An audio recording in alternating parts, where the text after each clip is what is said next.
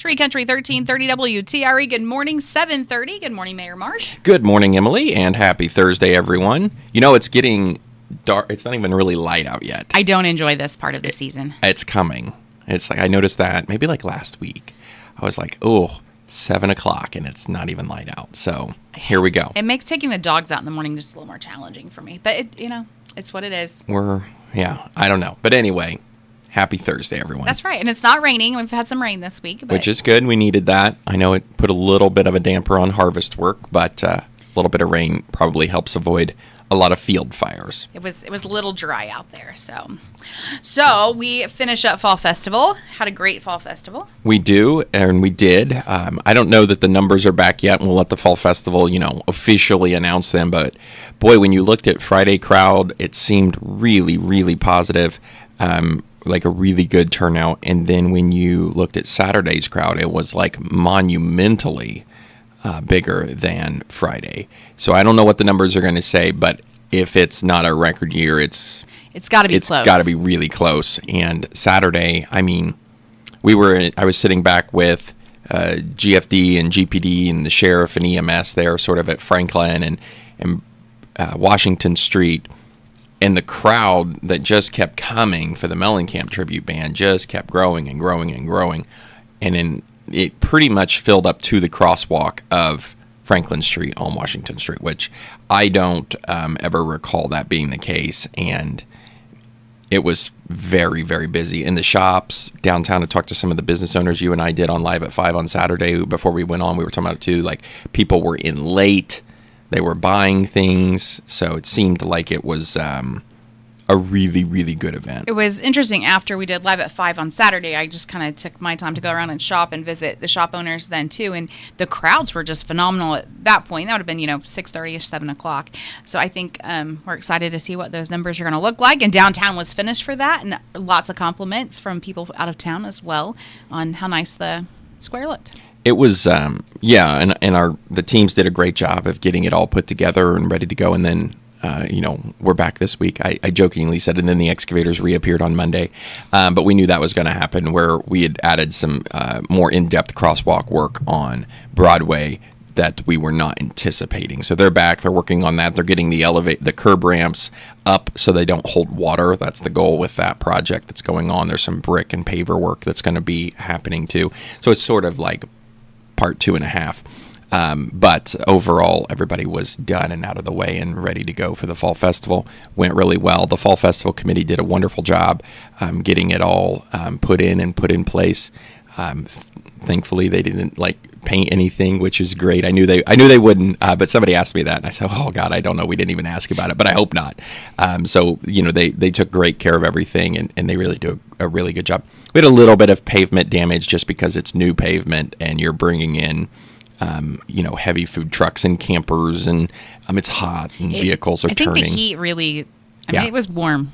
So we'll work on that a little bit. That's no big deal. We can deal with that, and glad to have it done. Glad to move the ball forward. Overall, we had just a few small electrical hiccups, but nothing big, and really does allow us to use our downtown more efficiently and effectively for festivals and food trucks and things by having some more power available. We put a lot of power in, and the best part is a vast majority of it's hidden and you can't see it.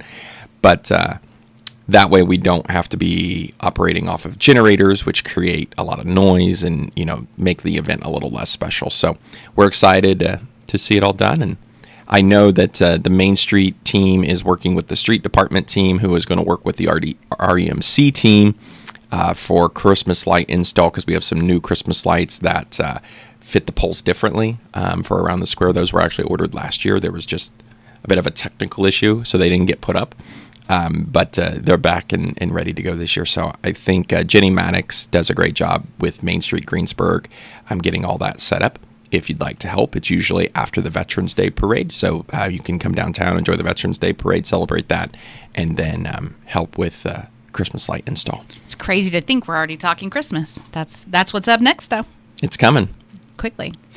As far as the other paving throughout town, I know they were working on the rest of Broadway. Where do we stand with all of that? Yeah, we're closing in on it, I believe, and I think there's 17 road segments that are on the plan, and so we're checking them off. I know they're still working in front of City Hall. They're doing some concrete work, etc. I think that we should probably see that. I think the milling work's almost done. So then hopefully the paving crew will be back within the next couple weeks. I'll get an update for that, and we can have maybe some dates on that for next Thursday. But we are quickly approaching the end of pavement season, and the last good day that they'll kind of, air quotes, guarantee to still be paving is October 15th. Obviously, it's all weather dependent. It depends a lot on the temperature, because the plants are very expensive to heat and operate and then keep it hot in the truck from plant to location. So we see a lot of asphalt plants close when the air temperature starts to get cooler, and even overnight, just because they don't turn them off. They run 24/7. So once that point becomes it's so expensive to keep it hot, then they shut down. So our date that we use is October 15th. All right. They're making good progress, though, I feel like. They are, yeah. And there's been a lot of pavement go down. If you're out and about and around, there's a lot of asphalt, which is great. We're glad to have the CCMG money. Mark Klosterkamp, our street commissioner, does a great job of putting the budget together every year, all year. And we've still got a couple others to come. I don't think we'll get into them this year, but as we move forward into spring of next year already.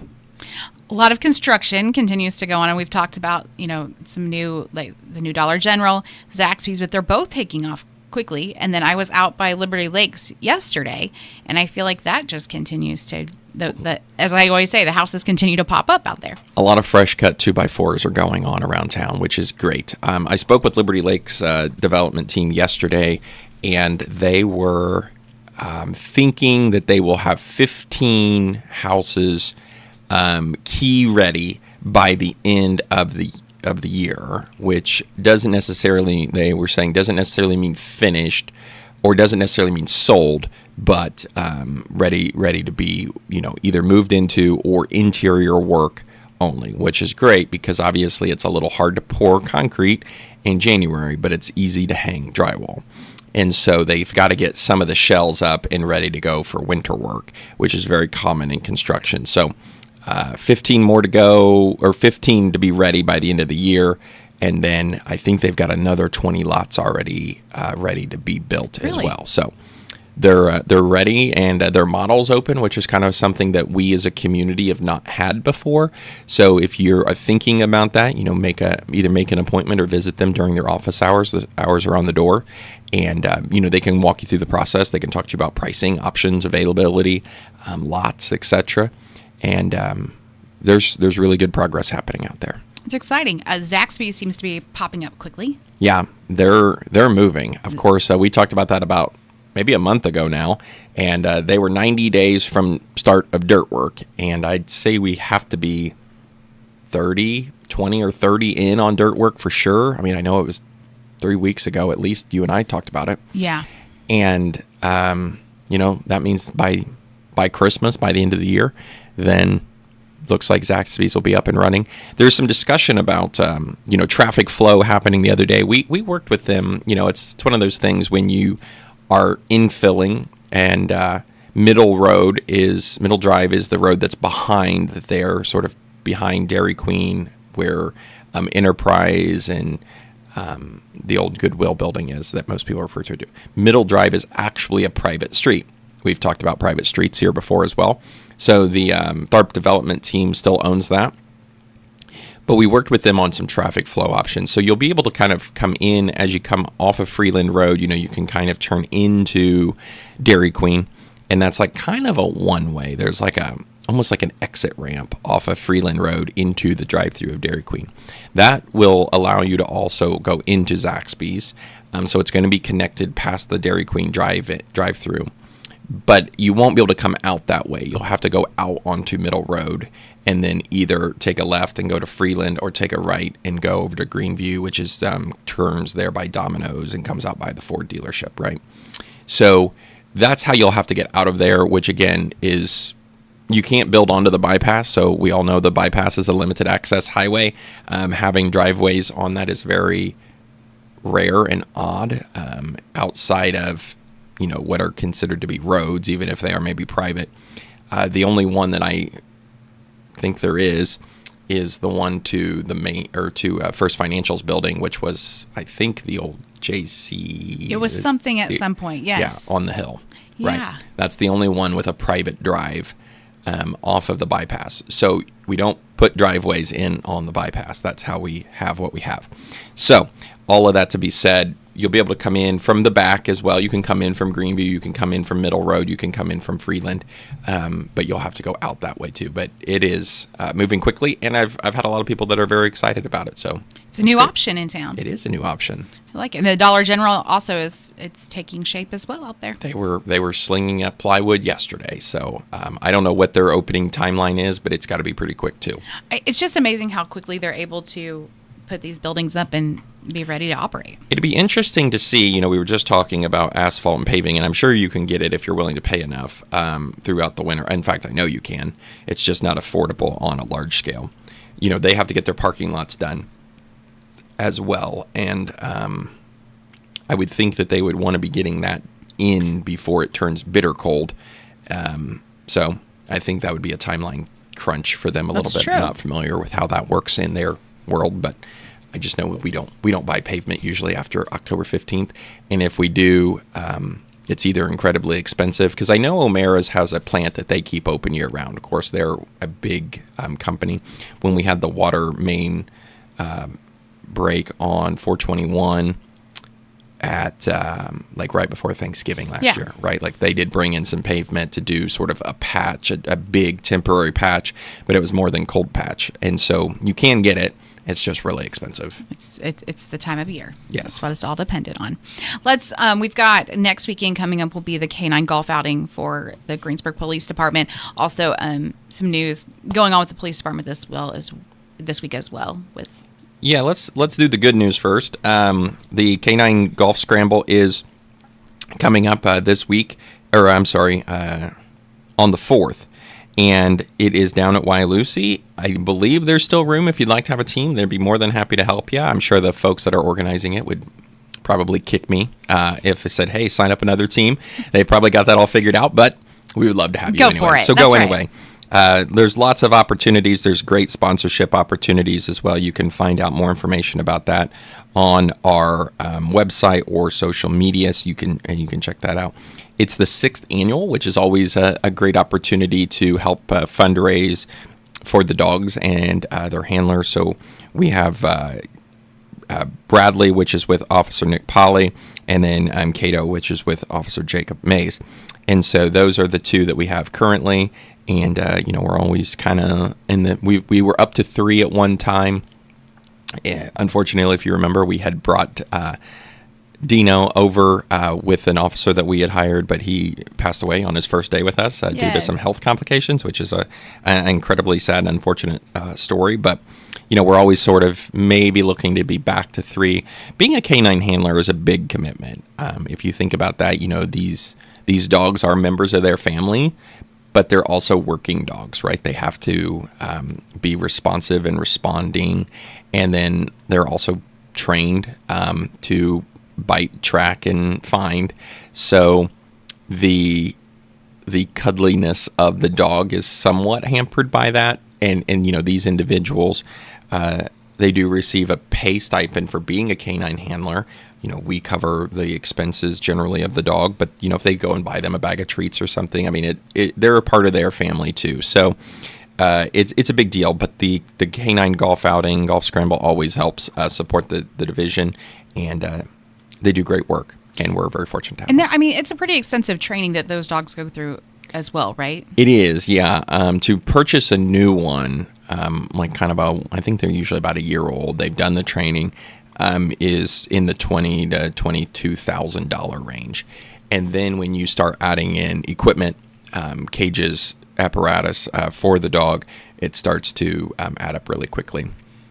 We've had some other departments that have wanted to part ways with a canine or canine program, and we've been able to. That's how we were. Like Dino was coming with the handler, as the sheriff's department that he was at didn't have another handler, and wanted to keep the handler and the dog together, and so we were able to do that as a part of. We purchased the dog from the department, and that's always an option, but it's also kind of an odd option in that you want to be sure your handler and your dog get along well. You want to be sure that the dog is trained and how that we're used to operating and on the skills that we need. And then also that the handler, or if there's a new handler, does the new handler and the dog get along? So there's a lot of personality that goes very in. complex. It is. It's not just as easy as, let's go get a dog. But we're very proud of our team, and would encourage you to come out and support that. If you can't play in the golf scramble and you'd like to sponsor, still plenty of opportunities for that too. Very good. We did have some news though this week, not on such happy news. Yeah, it's really sad and unfortunate. Few years ago, 2023, we were able to hire, and he went through training with us, Sam Taylor, who was here for just a little over a year, I think. But he moved back to Evansville to be closer to family.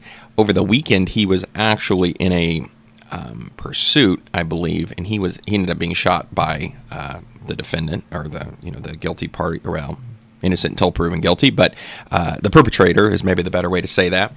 And he is actually in pretty critical condition in Evansville, and there was a big press conference on that. Spinal damage, and it's not a good situation. And his brother, Josh Taylor, is actually on our police force. So we had both of them for just a little bit of time. We had the brothers, and the community, down there is very upset about it. The police chief, the mayor, the prosecutor have all kind of spoken about it.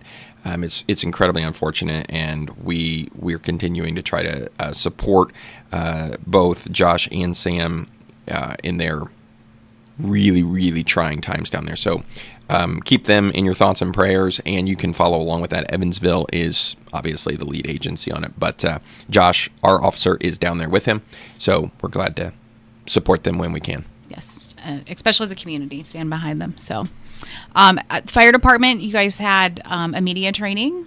Yeah, so it was actually police and fire together, Okay. which is kind of a cool opportunity. It was open to regional folks as well, and we did have some folks from across the region, not quite as many as we had hoped. Chief McNeely was really sort of the driving force behind this, with Jeremy and Jennifer Brilliant, who some folks may recognize from their years in the media. Jeremy was a pretty well-known reporter, Emmy Award-winning reporter for Channel 13, and his wife Jennifer, I think she went by Carmack, which was her maiden name. I think so. Was a reporter there as well, and I had the opportunity to work for Jeremy when I worked for the Indiana Attorney General's office, and really, really great people and really knowledgeable in their field.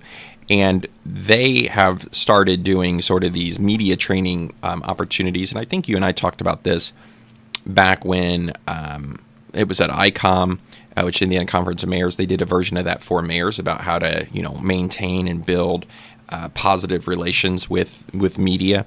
And so Chief McNeely was really interested in that for public safety and first responders, right? How do you act and react when you're thrown into a crisis, right? You're just trying to do your job by being a police officer, police chief, public information officer, PIO.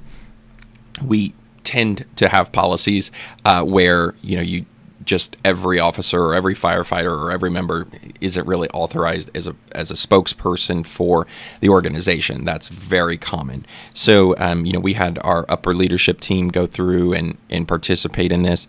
It was a really good opportunity for them to also practice on-camera interview skills. They set up some lights, and Jennifer sat down and asked some really, tough questions. She did this with the mayors too. that were just, okay, so tell us about what happened. What about this? And, then she would ask some question about like, well, wouldn't you agree that you just did a terrible job?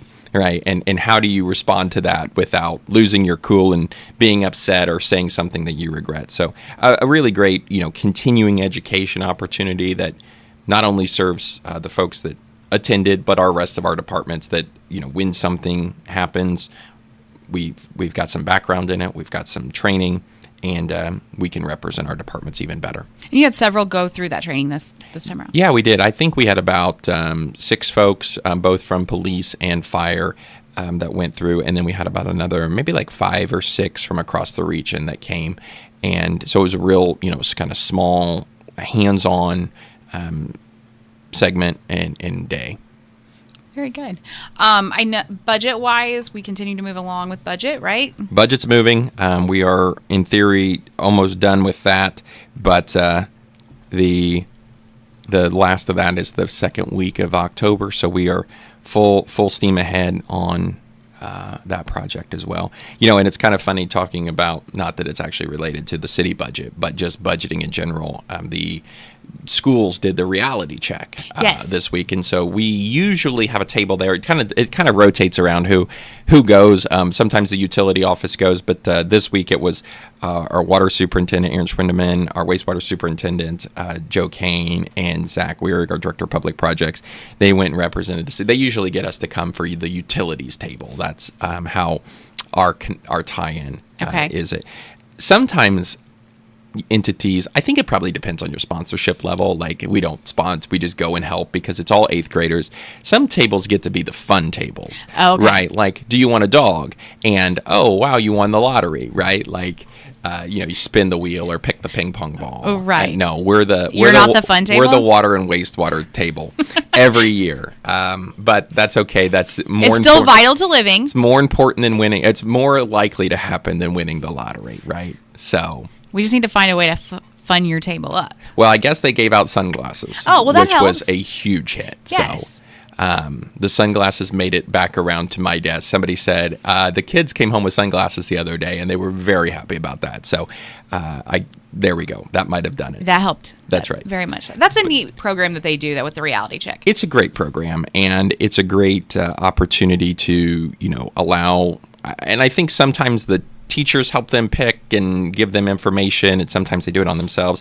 So it's a good opportunity, and it's all 4 of the 8th grade schools come through and participate, and it's good. And tons of volunteer hours. I know like Optimist send some folks to help. I think Optimist may help set it up as well to kind of push it forward as a education investment in youth kind of thing. It's a good thing. It's a very good thing. No meetings next week. Next week's the first of the month, right? Yeah. No. Is it? Towards the end of the week, so no meetings next week. No meetings next week, right? Woohoo, right? We got one more week to go, the first week of October. But, it's one of those things, not the first week of October, first week of November is going to be our next and I think final open house for the Future 3, which is the Highway 3 kind of case study for the grant that came through Rushville that we talked about a while back. That is going to be at REMC 4 to 6 p.m. on Tuesday, November 4th. We'll talk about that a few more times. That sort of just got announced earlier this week. They're wanting to get more input, answer some questions. It's not necessarily, it's called Future 3 because it started as the Highway 3 corridor, but with the grant funding that became available and different partnerships, it's able to be kind of expanded countywide.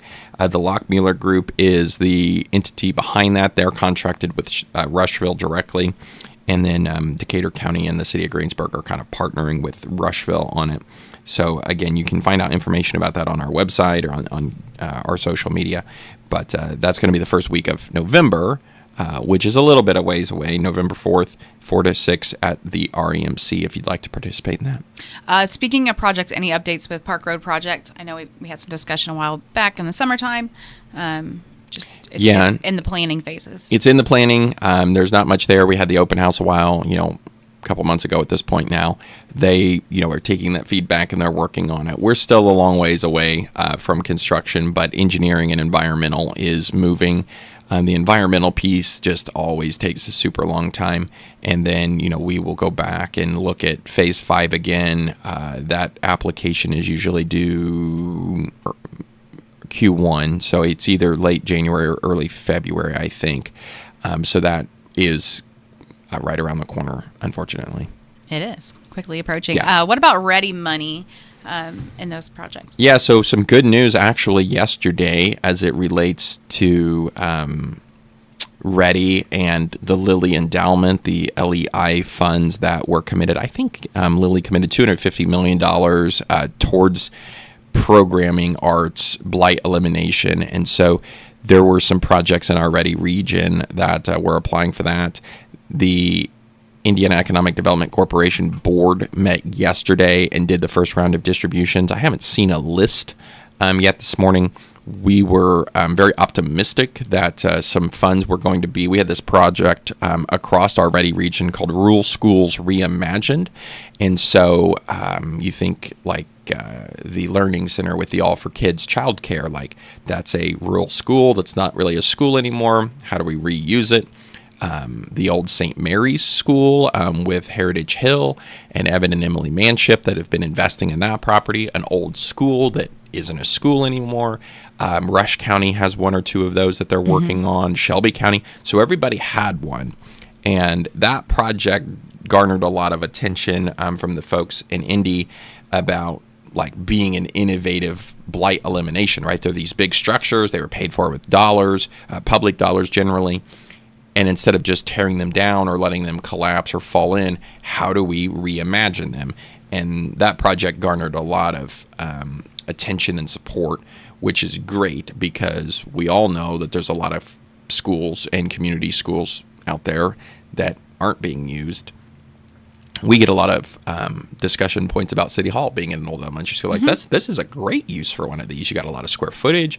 It looks well. It functions well, and you didn't tear it down, right? So it's got a second life. It extends its life probably. I mean, we've been there since 2006, so we're already 20 years in, and I don't know why we wouldn't be there for another 20. So instead of tearing it down 20 years ago, it gets 40 more years of life, and maybe we'll be there another 80 years.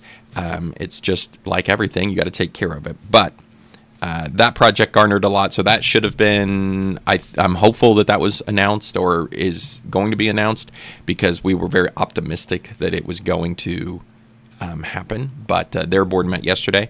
And then also the final sort of piece of the giant puzzle for the apartments downtown on the old jail lot that we've sort of been waiting at least since January on with the change in administration did fall into place as well. So I talked with those developer folks yesterday as well, and we're moving towards and shooting towards a barring some other big setback, a summer of 2027 opening for that. So we've got some work to do, but that will be very, very impactful to downtown to have more folks walking distance with income to spend. That seems like such a project that we've been waiting on so long. And you're not telling me. I know, yeah. But it just seems, you realize now it's the end of September, and that was quite the delay at the beginning of the year. We've missed an entire, the goal when we started, even with some setbacks, was summer of 26, and the delay this year literally pushed it a whole year. I mean, it's been that impactful. That's something we've been trying to, relay to the state, letting them know, hey, projects like this are on hold, are sitting and are ready to go. We just need you to hit go. And, honestly, 10 months of 100% full ground stop is it's tough. It's tough. Yeah. And we're very fortunate. We've got great partners. We've stayed in contact with them. They're committed to the project. We're committed to the project. And hopefully that will be enough to get it done. And, I parked down that way for the Fall Festival one of the days. Mm-hmm. And you're within a block and a half of downtown. It'll be a great location when it gets in. It's easy. Yeah. Very much so. Very good. All right. Well, next week we'll talk more about. We don't know yet, right? Yeah, Let's see. we'll figure it out when we get there. We'll figure it out next It's week. going to be, it's one of those things. It's going to maybe slightly be a busy week, but it's just kind of normal, boring stuff, and we'll see what we get. All right. Well, we are off. We're not at this moment, but we're gonna go compete today. Oh yeah, that's right. We got to do Oreo stacking. Have you been practicing? No, I have not. I didn't even think about that. Maybe I I'll. didn't either. Yeah. Maybe I'll do that for the next 10 minutes. Like See what happens, see what right? I can do.